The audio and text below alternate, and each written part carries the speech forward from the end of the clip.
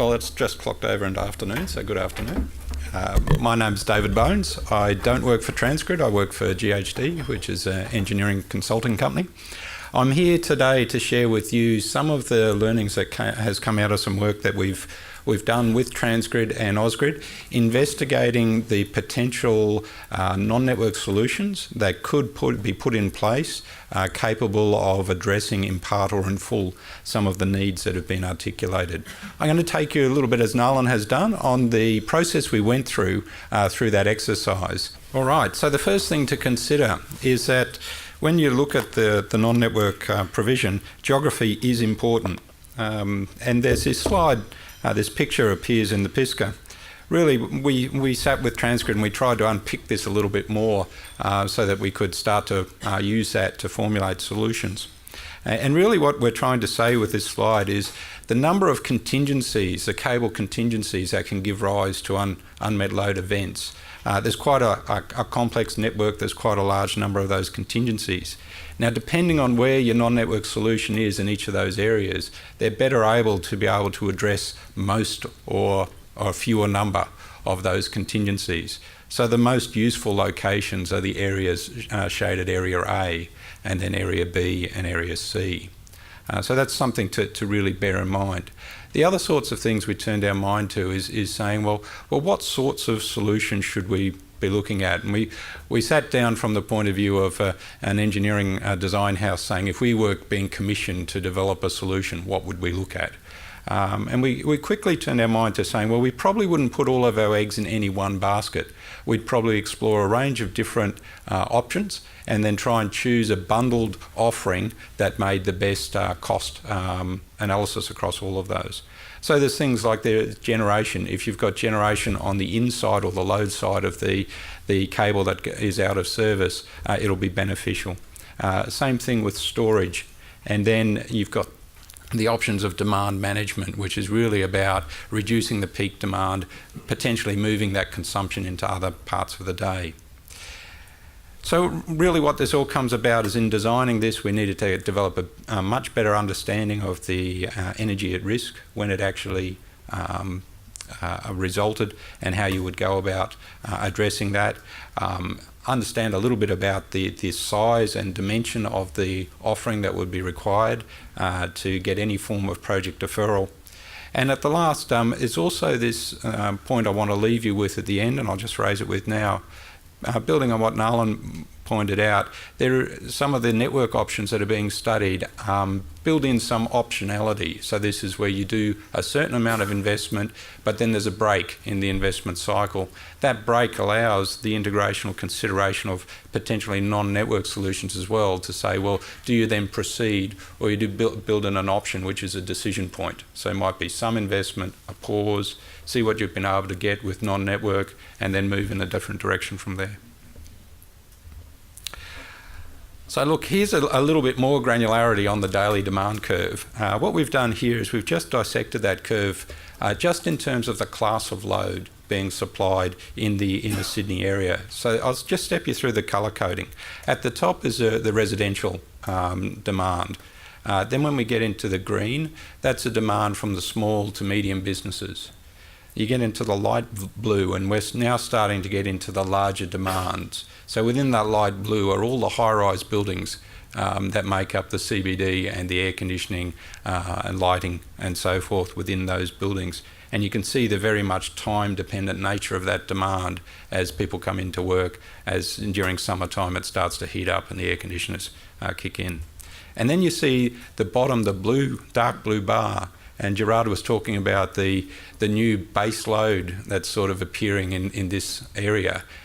So this is what's making up that bottom blue bar where you have high voltage connected large customers, things like data centres and the like.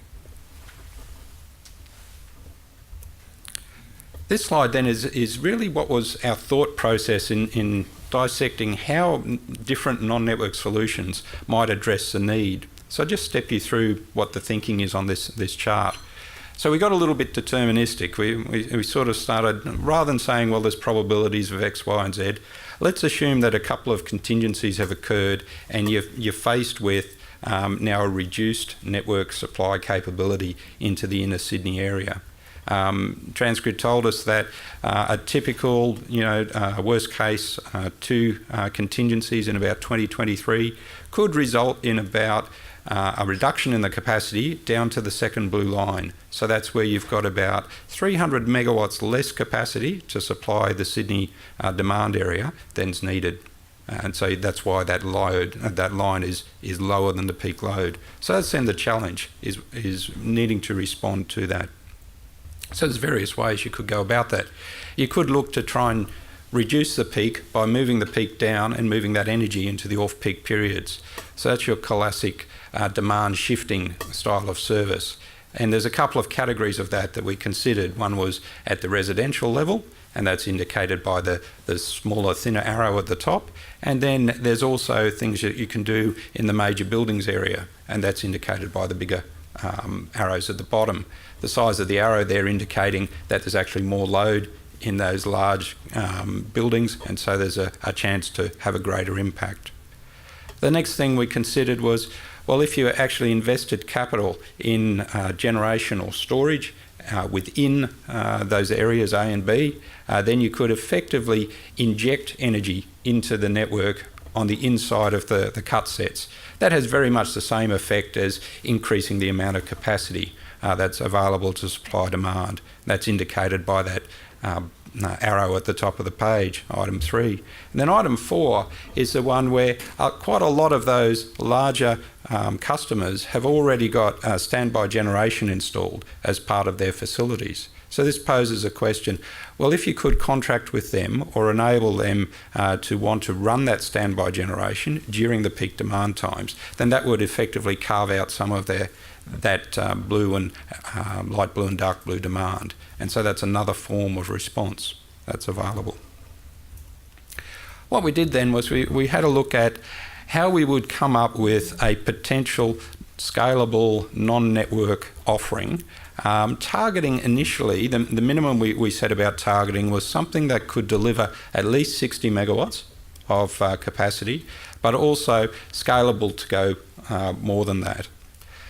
So our thinking here was we looked, focused our efforts around things where there was capital already invested, so there was capital on the ground at the moment, minimum costs in terms of maybe liberating the effect by installing control systems or things like that, and as a supplementary, what forms of new capital investment you might look at.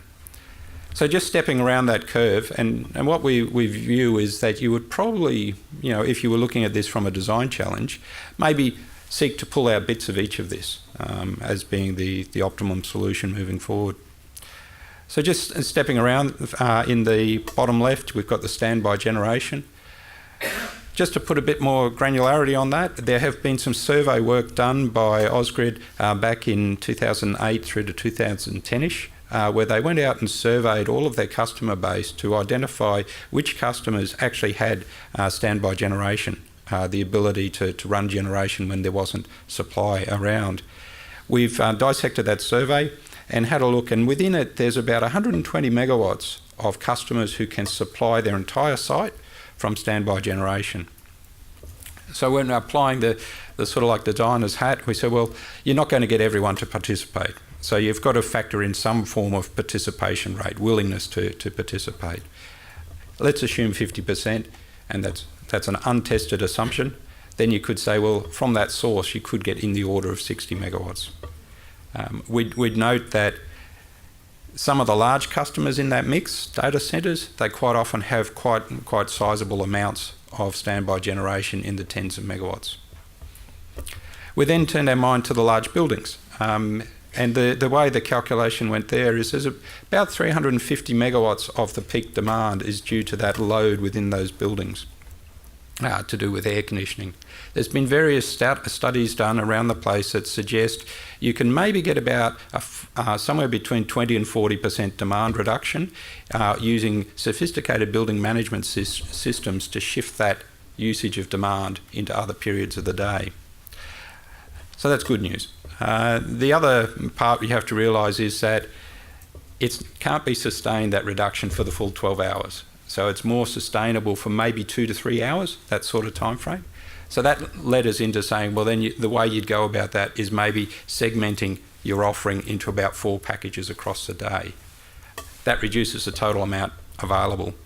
We then had a look and said, well, that's all assuming that you're getting 100% uptake rate. So if you've got 100% uptake rate, you'd be looking at about 35 megawatts.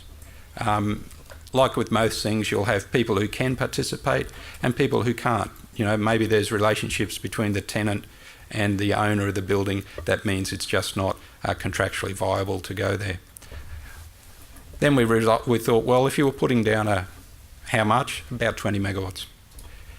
I'll just jump across to the far right. This is the residential side. So this here is what we were looking at is lower cost investments you could make, enabling a stock of appliances that already exists that can be easily adjusted in terms of their demand response. And then working with Ausgrid, we've estimated that there's probably less than about 10 megawatts available in that category, mainly through things like controller residential air conditioning and water heaters.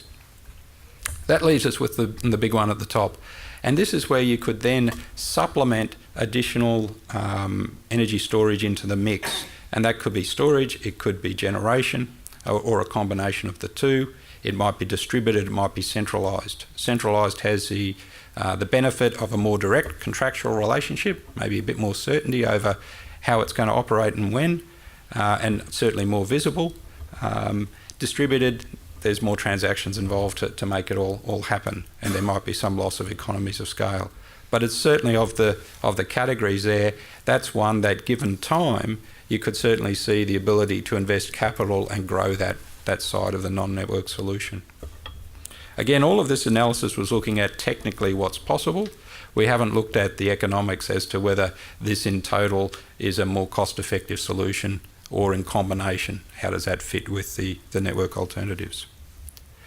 So last thing I wanted to do is we've had a few comments today saying, well, this kind of feels like a different non-network solution to some of the things we've seen in the past where you've been trying to shave the peak demand, reduce the couple of hours of peak by a few percentage.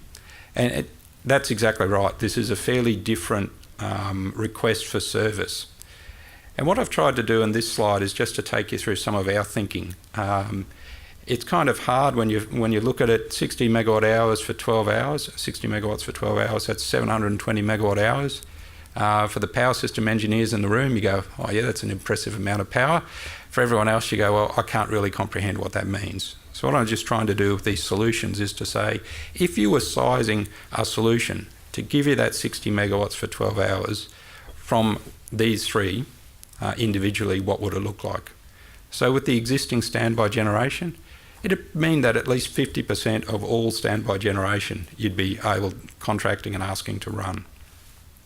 You look at that and you go, well, it exists. Technically it could run. There's a whole lot of commercial conditions around whether you could make it happen and whether you'd want to pay for it, for the price that it would cost. The next one, centralised batteries, really exciting. There's a lot of debate around about where the price of batteries is going to go and when. What we did was we had a look at what's being installed at the moment around the world with battery sizes. Just to give you a perspective, there are sites around the world proposed and in construction and delivered where you've got 30 megawatts, 20 to 30 megawatts of battery storage.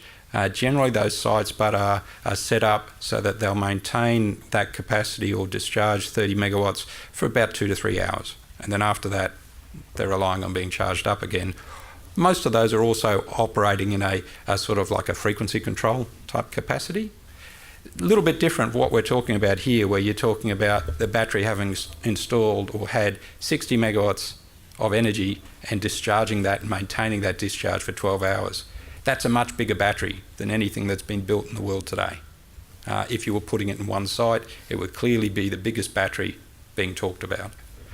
So, you know, that's not to say it can't be done. That's just to say it's a bespoke engineering design. So there's some careful thinking to go into that. There's also options of spreading it into smaller chunks.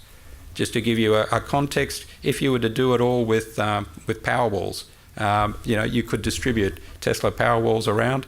Powerwall 10, you know, a Powerwall 2, it's about 13 kilowatt hours. So you can do the maths and work out how many thousands of those you'd be looking at installing. It's a little bit under 100,000 installations. And then the last one on the far right is the centralised generation. There's nothing too new in that. It's a very proven technology used at a lot of remote generation sites around the globe. These days they come in containerised 1 to 1.5 megawatt size units, all built in a shipping container. So you can put these down on a spare block of land, connect them into the network. Just in closing then, the two generation options, both the standby one and the central one, we did identify that there are some issues there. There are environmental considerations at the moment. The EPA licence conditions put a limit of 200 hours on running of those forms of generation. Clearly what we're talking about here, 60 megawatt hours for 12 hours for 8 weeks, you would exceed that 200 hours. So there would need to be some relaxation to enable those solutions to get up. I didn't want to leave you with the impression that that's what we're recommending. That last slide is really just about sharing with you the understanding and the comprehension that it is quite a different sort of style of solution that we're talking about here with the non-network options. Thank you very much.